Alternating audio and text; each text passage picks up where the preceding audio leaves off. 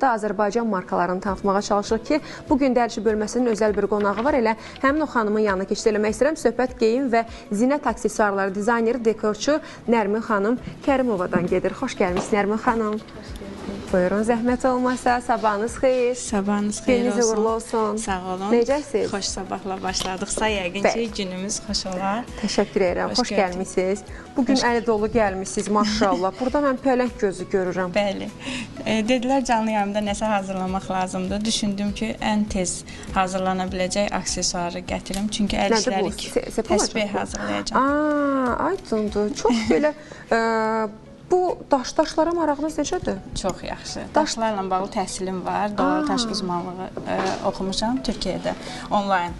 Bu şir bürcünün daşıdır, hə? Xeyr, o bir çox bürcülərin daşıdır. Qoç bürcü, şir bürcü. Tərəzidir.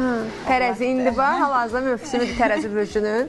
Tərəzi bürcündən olan dostlarınız varsa, bu cür gözəl, çox sərin. Əslində, bu daşın müəyyən enerjiləri var, məlum məsələ. Ona görə dedilər ki, daşı alınır, nə etmək lazımdır? Əldən ələ ötürməmək lazımdır. Daşlarınızı paylaşmamalısınız və onu müəyyən zaman... Mikrofonu daha yaxın tutun. Müəyyən zamanla torpaqla təmas etməlisiniz ki, enerji sıfırlanması olsun. Bəs tuza batırmaq nədir? Yox, o bəzi daşlar üçündür. Bütün daşlar üçün şamil edilə bilməz. Çünki bəzi daşlar var, məsələn, mirvari, duzla təmasda forması itir.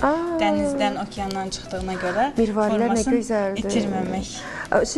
Mən axır vaxtlar sitrin daşına dadanmışam. Həmən sizin üçün sitrin daşından qolbaq hazırlamışam, inşallah. Bildiniz ki, qoçan? Yox, bilmirdim. Təsadüfən ən sevdiyim daş olduğu üçün ondan hazırladım. Bərəkətli daş deyirlər ona. Tüccar daşı deyirlər, şans daşı deyirlər. Həqiqətən də daşlar... Profil dayanmayın da, göyçək simanızı qoyun. Mənim kimi izləyicilər də çox gözəl görsünlər.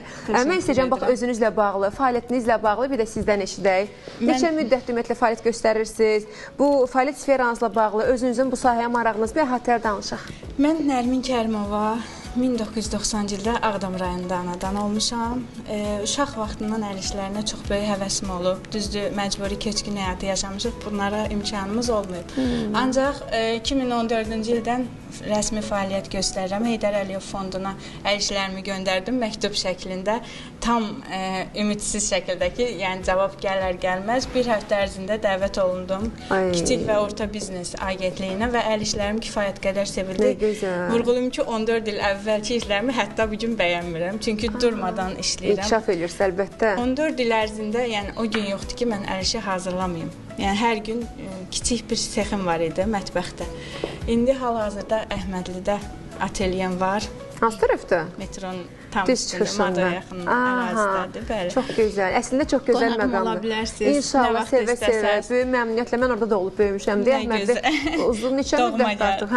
7 ildir mən artıq Əhmədlidə yaşamıram, amma yəni ailə qurandan bir neçə il sonra artıq köçdük. Amma həqiqətən də Əhmədli mənə çox doğmadır. Eyni mənə də. Orada işləyirəm uzun illərdə, orada da yaşamışıq.